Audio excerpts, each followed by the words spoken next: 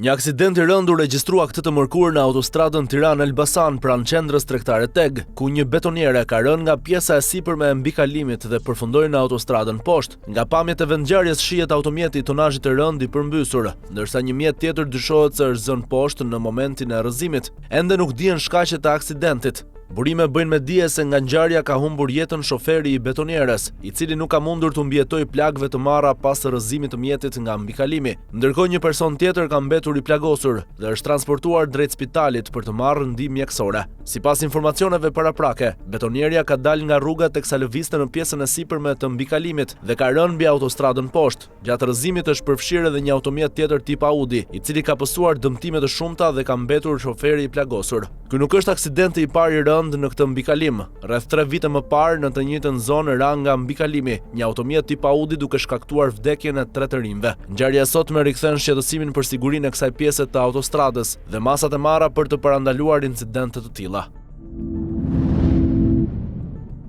Mbledhja e Komisionit të Posaçëm Parlamentar për Reformën Zgjedhore është shoqëruar me debate të ashpra pasi opozita kundërshtoi mungesën e drejtorit të përgjithshëm të Policisë së Shtetit, Skënder Hita. Në sallë ishte I pranishëm zëvendës drejtori Sokol Bishga, por opozita e cilësoi të papranueshme që Hita të mos paraqitej personalisht. Bashkkryetari I Komisionit Oerd Bylykbashi deklaroi se prania e drejtorit të përgjithshëm ishte e domosdoshme. Kemi pasur 2 seanca të tjera dëgjimore me prokurorinë e përgjithshme dhe SPAK-un dhe kemi pasur përfaqësim në nivelin më të lartë. Nuk është e pranueshme as që drejtori të mos vijë, është çështje respekti për parlamentin, u shpreh Bylykbashi. Edhe deputeti Gent Strazimiri kërkoi shtyrjen e mbledhjes, duke theksuar se zëvendës drejtori nuk është personi I dur për t'u përgjigjur interesit të komisionit. Gjatë diskutimeve, pati edhe një përplasje mes Damian Gjiknurit dhe Albana Vokshit, pasi deputeti socialist ju drejtua kësaj të fundit me termin e dashur. Vokshi reagoi menjëherë, mos më thuaj mua e dashur ti, jam antare e komisionit. Gjiknuri u përpoq ta zbus situatën duke thënë se ishte një batut për ta shtensionuar, por debati vijoi gjatë gjithë mbledhjes që kishte në fokus rolin e policisë së shtetit në garantimin e integritetit të procesit zgjedhor. Deputetja e Partisë Demokratike Albana Vokshi ka reaguar ashpër pas deklaratave të eurodeputetit Tomas Zdechovski, I cili ngriti dyshime se kryeministri Edi Rama mund të ketë transferuar para jashtë Shqipërisë përmes familjarëve të tij. Vokshi I cilësoi pretendimet si jashtëzakonisht të rënda dhe një sinjal serioz nga institucionet europiane. Këto janë akuza të bëra publikisht nga një zyrtar I lartë europian. Mesazhi I qartë për qytetarët është se Edi Rama po pengon procesin e integrimit, e megjithatë deri më sot kryeministri vazhdon të hesht si asnjëherë tjetër, u shpreh Vokshi. Ajo theksoi se qeveria shqiptare po dëmton rënd rrugën drejt Bashkimit Evropian. Deputetja demokrate kërkoi sqarim publik nga kryeministri, nisjen e menjëhershme të hetimit nga SPAK dhe në bashkëpunim me autoritetet ndërkombëtare, si dhe bashkëpunimin e plot të institucioneve shqiptare me partnerët evropian. Po ashtu ajo njoftoi se opozita do të rikërkojë ngritjen e një komisioni hetimor parlamentar për të verifikuar udhëtimet me charter të kryeministrit. Deri tani kryeministri nuk ka pasur asnjë reagim publik me akuzat e eurodeputetit, ndërsa heshtja e zgjatur po shton dyshimet për atë që fshihet pas këtyre pretendimeve. Partia Demokratike paralajmëroi se nuk do të ndalet derisa të ketë transparencë të plotë mbi këtë çështje. Kreu I Partisë Demokratike Sali Berisha ka akuzuar ashpër qeverinë se ka mobilizuar mira patronazhist dhe punonjës të administratës shtetërore për të sulmuar protestën paqësore në rrjetet sociale. Në një deklaratë pas mbledhjes së grupit parlamentar, ai e cilësoi këtë si një nga aktet më të rënda kriminale në historinë e vendit. Është dëshmia më flagrante e karakterit diktatorial të këtij regjimi. Është dëshmia më e qartë e një diktature autoritare të bazuar në drogë, narkoshtet dhe vjedhjen e shqiptarëve, deklaroi Berisha. Sipas tij, përveç angazhimit total të policisë së shtetit, të cilën e quajti më kriminale se çdo band, Rama ka përdorur edhe shishin për të bashkërenduar veprimet me Beogradin. Kreu I PD-s pretendoi se qeveria ka krijuar llogari false në rrjetet sociale me qëllim demonizimin e protestës dhe protestuesve, uljen e shikueshmërisë së tyre dhe ndikimin në algoritme. Sipas tij, këto praktika dikur kontrolloheshin nga Irani, por tani po përdoren nga vetë qeveria shqiptare për të mbajtur nën kontroll opinionin publik dhe për të goditur opozitën. Ministri I Mbrojtjes Ermal Nufi deklaroi pas mbledhjes së qeverisë se Shqipëria ka marrë angazhimin për të dërguar oficer shtabi në Gaza. Ai tha se javën e ardhshme do të merret vendimi përfundimtar, ndërsa numri I oficerëve ende nuk është përcaktuar. Shqipëria ka marrë një angazhim dhe lidhet me faktin që do të dërgojnë oficer në shtabin e Gazës. Kemi bërë një shqyrtim të rrethanave në Gaza dhe do të dërgojmë oficer të shtabit, deklaroi Nufi. Angazhimi vjen në një moment teje të tensionuar në rajon, ku prania e trupave ndërkombëtare mbetet e diskutueshme. Lidhur me samitin e NATO-s, ministri konfirmoi se është vendosur që ai të zhvillohet në Shqipëri, por data mbetet ende pasqaruar. Samiti do të zhvillohet në 2027 ose jo. Kjo gjë do të merret nga krerët e shteteve anëtare. Duke lënë të kuptohet se qeveria shqiptare nuk ka siguruar ende një konfirmim përfundimtar për këtë ngjarje madhore. Ministri i Brendshëm Besfort Lamallari doli i tronditur para mediave pasi protestuesit guxuan të godasin me vezë makinat luksoze të deputetëve përpara kuvendit, i skandalizuar nga ky sulm që ai e cilësoi si akt kriminal. Lamallari e quajti sjelljen e policisë shembullore, pavarësisht se qytetarët po protestojnë prej 51 ditësh kundër qeverisë. Faktet janë të administruara, ku punonjësit janë dëmtuar duke bërë detyrën. Të intimidosh deputetët e parlamentit nuk ka të bëjë me demokracinë, deklaroi Lamallari, duke harruar se po flet për vezë dhe jo për armë. Sipas tij ka pasur edhe punonjës mediash të intimiduar dhe të sulmuar nga protestues të dhunshëm, por pa dhënë asnjë emër konkret. Në një përpjekje për t'u dhënë leksione qytetarëve se si duhet të protestojnë, ministri i Brendshëm u kërkoi atyre të ushtrojnë të drejtën e tyre në mënyrë paqësore. Megjithatë, ai nuk tha asnjë fjalë për arsyet që i kanë shtyrë mijëra shqiptar të dalin në rrugë prej muajsh, duke e kufizuar gjithë debatin tek vezët dhe bojrat që njollosën makinat e deputetëve të qeverisë.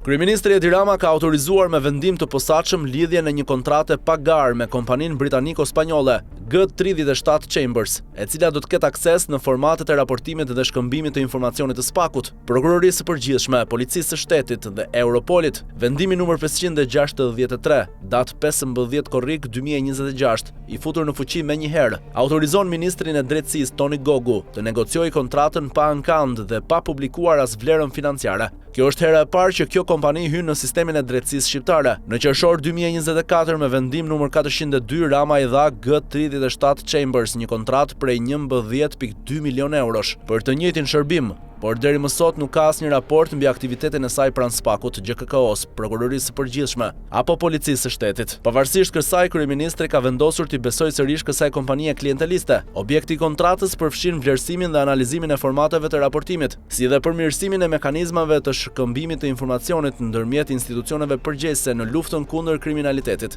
Në një kohë kur SPAK-u po heton një numër gjithnjë dhe më të madh zyrtarësh të lartë të qeverisë, ky veprim përbën një përpjekje të hapur për të vënë nën kontroll dhe survejim organet e pavarura të drejtësisë. Kompania G37 Chambers është ndërruar në një patronazhiste private brenda SPAK-ut, e paguar me miliona euro nga taksapaguesit shqiptar, për t'i raportuar Ramës se çfarë po hetojnë prokurorët. SPAK ka marrë për herë të dytë të pandehur Nureddin Dumanin, këtë herë në kuadër të dosjes Metamorfoza. Ish vrasësi me pagesë dhe tani i pandehuri kryesori i prokurorisë së posaçme akuzohet për sigurimin e kushteve për të kryer vrasjen e Dorian Dulit, hasmit të Behar Bajrit në Shkodër. Së bashku me Dumanin të pandehur janë Deniz Bajri, i ekstraduar së fundmi nga Dubai, dhe 7 persona të tjerë të shpallur në kërkim. Sipas hetimeve, porositës i vrasjes ishte Behar Bajri, i cili sapo kishte dalë nga burgu. Përmes kushuririt të tij Bardhyl Mavraj, Bajrat i ofruan Dumanit 200.000 euro për ekzekutimin e Dulit. Në komunikimet aplikacionit Sky, Dumani i shkruante Mavrajt: "Ta kisha hek këtë kuçkën Dorin, e të vi në takim me faqet bardhë, si Ismail Qemali me Isa Boletinin me flamur në dorë." Plani parashikonte futjen e 3 kg tritol në makinën e viktimës dhe shpërthimin në distancë, ndërsa bashkëpunëtori i Dumanit Aleksandër Baho do ta nxirrte në prit Dulin, duke e ftuar për drek. Në dosje përmenden gjithashtu Pollum Gjoka dhe ish shefi i policisë së Shkodrës, Ardit Hasanbegaj, si persona që ndihmuan në rekrutimin e ekzekutorëve. Vrasja nuk u krye për shkak të frikës nga kundërpërgjigja e Dulit, i cili lëvizte gjithmonë i armatosur. Dosja Metamorfoza është ndarë në 3 procedime dhe përfshin gjithashtu akuza për korrupsion gjyqtarësh dhe prokurorësh, si edhe vrasje të tjera të mbetura në tentativë. Laert Haxhiu është kapur sërish me telefon celular në qelinë e burgut të Drenovës. Pajisja u gjet nga kontrolli i zhvilluar në orën 6 të mëngjesit dhe dyshohet se i përket pikërisht atij. Menjëherë pas sekuestrimit, telefoni është dërguar SPAK-ut për t'i nënshtruar ekspertizës. Kjo nuk është hera e parë që i kapet telefon në qeli Laert Haxhiut. Më 29 qershor të këtij viti, forcat operacionale të Drejtorisë së Përgjithshme të Burgjeve gjetën një tjetër pajisje në posedim të tij. Haxhiu ndodhet në akuzën nga prokuroria e posaçme dhe konsiderohet një nga emrat më problematik të krimit shqiptar. Gjetja e një telefoni të dytë brenda një kohe kaq të shkurtër ngre dyshime serioze për sigurinë në burgun e Drenovës dhe për mundësinë që Haxhiu të ketë krijuar komunikimet me jashtë pavarësisht masave të izolimit. SPAK pritet të analizojë përmbajtjen e pajisjes për të zbuluar se me kë ka komunikuar dhe çfarë urdhrash mund të ketë dhënë nga qelia. Gjykata e posaçme e apelit ka shtyrë seancën për shqyrtimin e ankimimit të SPAK-ut, e cila kundërshton vendimin e shkallës së parë për të shpallur të pafajshëm Elvis Dukën në dosjen e vrasjes së ish efektivit Santiago Malko. Seanca nuk u zhvillua pasi mbrojtja pretendoi se klienti i tyre nuk ishte njoftuar sipas procedurave ligjore, pavarësisht se avokatët ndodheshin në sallë. Gati 7 vite pas atentatit, gjykata e shkallës së parë dënoi me gjithsej 130 vite burg, 5 pandeur. Organizatorët e porositës u shpall fajtori Leonard Duka, i dënuar me 30 vite burg, ndërsa vëllai i tij Elvis Duka u shpalli pafajshëm. Santiago Malko u vra më 27 gusht 2019 në Tiranë. Sipas hetimeve, atentati lidhej me konfliktin mes Leonard Dukës dhe Ervis Martinajt, i cili konsiderohej mik i afërt i viktimës. Prokuroria zbardhi dinamikën e ngjarjes dhe përmes komunikimeve të siguruara nga platforma e koduar Sky ETC, ku diskutoheshin detajet e organizimit dhe ekzekutimit të vrasjes. Në këtë dosje janë dënuar me vendim të formës së prerë dhe persona të tjerë, përfshirë Blendi Tetën me 25 vite burg dhe Ilir Selmanin me 28 vite burg. Leonard Duka u arrestua në Belgjik në shkurt 2024 dhe u ekstradua në Shqipëri në gusht po atij viti për të përballur me drejtsinë. Babai Elton Mermalit, i njohur si Kinezi, ka dëshmuar në gjykatën e posaçme në procesin ndaj grupit të Lart Haxhiut. Ai rrëfeu se dikur kishte strehuar Haxhiun në shtëpinë e tij, kur ky i fundit dhunoi nga jati. Lart Haxhiun e njoh shumë mirë sepse hante bukë në shtëpinë time. E kam strehuar kur e rrihte jati, deklaroi kujtim Mermali para trupës gjykuese.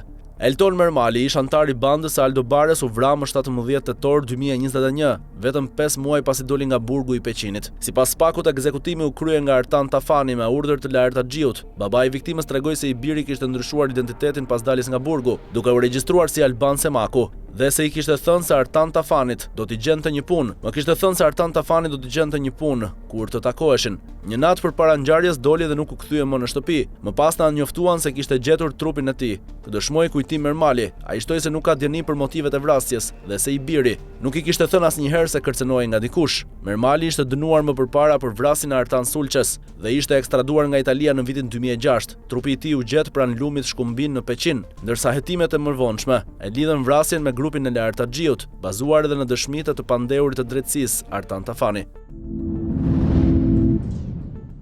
Vendi ynë pritet të përballet me stuhi të fuqishme gjatë ditës së premte. Meteorologja Tanja Porja paralajmëroi se fenomenet atmosferike mund të prekin pothuajse të gjithë territorin shqiptar, me intensitet të lartë dhe pse afat shkurtër. Sipas saj, stuhi do të krijohen nga celula atmosferike, që zhvillohen mbi zona të caktuara dhe prodhojnë aty aktivitetin më intensiv. Me një njollë roz rezultojnë zonat qendrore dhe Lindja, Juglindja, Fushkruj, Tiranë, Durrësi, Elbasani, një pjesë e Librazhdit, Pogradeci, Korça, Erseka, Devoli. Mund të fusim edhe Përmetin dhe Gjirokastrën. I gjithë territori është i rrezikuar, deklaroi Porja.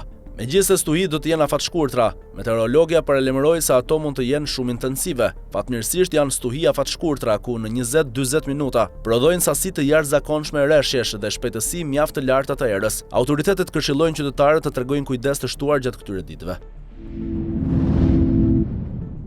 Kryeministri i ri britanik Andy Burnham ka prezantuar një tjetër masë për të lehtësuar barrën e kostos së jetesës, duke vendosur një kufi maksimal prej 2 poundësh për biletat e autobusëve. Skema e re do të hyjë në fuqi nga janari i vitit të ardhshëm dhe do të ulë çmimin e udhëtimit me autobus deri në 1/3. Pas zbatimit të kësaj mase, qeveria britanike do të vërë në dispozicion 454 milion pound, të siguruara përmes rishikimit të prioriteteve të shpenzimeve publike. Lidhjet e mira dhe të përballueshme të transportit janë thelbësore. Askush nuk duhet të mbetet pas, sepse nuk mund të përballojë koston e udhëtimit. Njoftimi vjen një ditë pasi qeveria shpalli heqjen e TVSH-s nga faturat e energjisë elektrike për familjet, masë që pritet të hyjë në fuqi më 1 tetor. Kostoja e saj do të mbulohet përmes anulimit të projektit të identitetit digjital me vlerë 1.8 miliard pound. Burnham ka paralajmëruar edhe iniciativa të tjera në ditën e vijim me fokus familjet me të ardhura më të ulta.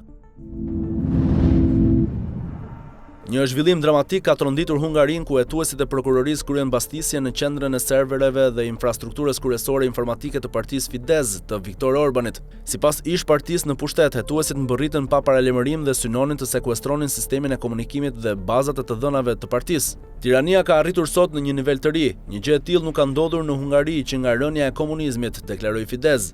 Operacioni lidhet me një hetim mbi Fondin Kombëtar të Kulturës, ku dyshohet se miliona euro janë shpërndarë në mënyrë jo transparente drejt personave dhe organizatave të afërta me Fidesz gjatë qeverisjes së Orbanit. Vlera e fondeve nën hetim arrin 46 milionë euro dhe disa ish zyrtar janë tashmë nën procedim penal. Nga ana tjetër, kryeministri Peter Magyar reagoi me përmbajtje, duke deklaruar se priste informacion zyrtar nga prokuroria që nga humbja historike e Orbanit në zgjedhjet e prillit pas 16 vitesh në pushtet, qeveria e re ka nisur reforma të thella për fshirë ndryshime kushtetuese dhe hetime ndaj korrupsionit të dyshuar. Drejtuesi i Fideszit, Balázs Orban, ngriti pikpyetje të forta: a do të ketë më zgjedhje të lira në Hungari apo kushdo që kandidon kundër Tizas do të përfundojë në burg? Pastisjet pritet të ndezin debate të forta dhe në Bashkimin Evropian, ndërsa fati i Orbanit dhe drejtimi demokratik i Hungarisë varen nga mënyra se si do të përfundojnë këto hetime. Daniel Ziad, agenti francez i modeleve që dyshohej se kishte luajtur rol në lidhjet mes Jeffrey Epstein dhe vajzave të reja nga industria e modës, është gjetur i pajetë në banesën e tij në Colombes, në periferi të Parisit. Vdekja u regjistrua të hënën dhe autoritetet franceze kanë nisur hetimet, ndërsa zëvendës prokuroria Marie Céline konfirmoi se do të kryhet autopsi për të përcaktuar shkakun e saktë. Pak ditë më parë se të ndoronte jetë, Ziad kishte folur për CNN duke mohuar çdo djeni mbi abuzimet. Ai pretendoi se Epstein e kishte bindur se pas dënimit të vitit 2008 kishte shlyer përgjegjësinë dhe nuk do të përfshihej më në krime të ngjashme. Megjithatë, dokumentet e Departamentit Amerikan të Drejtësisë tregojnë se Epstein i kishte paguar $10,000 dhe se emri i tij përmendet mbi 2000 herë në dosjen hetimore. Në dosje përfshihen mesazhe ku Ziad i raportonte Epstein për vajza të reja që kishte njohur, duke i dërguar dhe fotografi të modeleve ose kandidateve për asistente. Në një nga komunikimet, pasi Ziad i dërgoi një foto, Epstein u përgjigj shkurt, shumë e madhe. Vet Ziad ishte në hetim në Francë për sulm seksual, pasi një modele e kishte denoncuar për përdhunim që pretendoi se kishte ndodhur në vitin 1990. Ai e kishte mohuar vazhdimisht akuzat e saj. Vdekja e tij vjen në një moment kur lidhjet e Epstein me botën e modës vijojnë të jenë objekt hetimesh ndërkombëtare.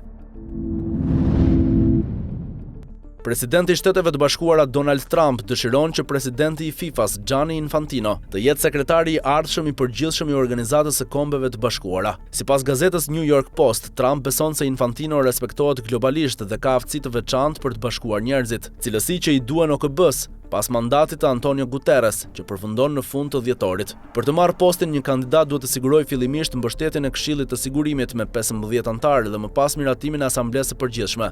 Megjithatë, mbetet e paqartë nëse Infantino është interesuar të kandidojë dhe nëse Trump e ka diskutuar zyrtarisht këtë ide me të. Sipas burimeve pranë administratës, emri Infantinos është pjesë e një listë kandidatësh që një i brendshëm e ka cilësuar si të dobët. Mes emrave të tjerë përmenden ish-presidentja kiliane Michelle Bachelet dhe drejtori i Agjencisë Ndërkombëtare të Energjisë Atomike Rafael Grossi. Trump ka qenë vazhdimisht kritik ndaj OKB-s, duke akuzuar për mungesë efektiviteti në ndërmjetësimin e konflikteve ndërkombëtare. Në drejtimin e Infantinos, sipas New York Post, mund të përmirësonte marrëdhëniet mes administratës amerikane dhe organizatës botërore.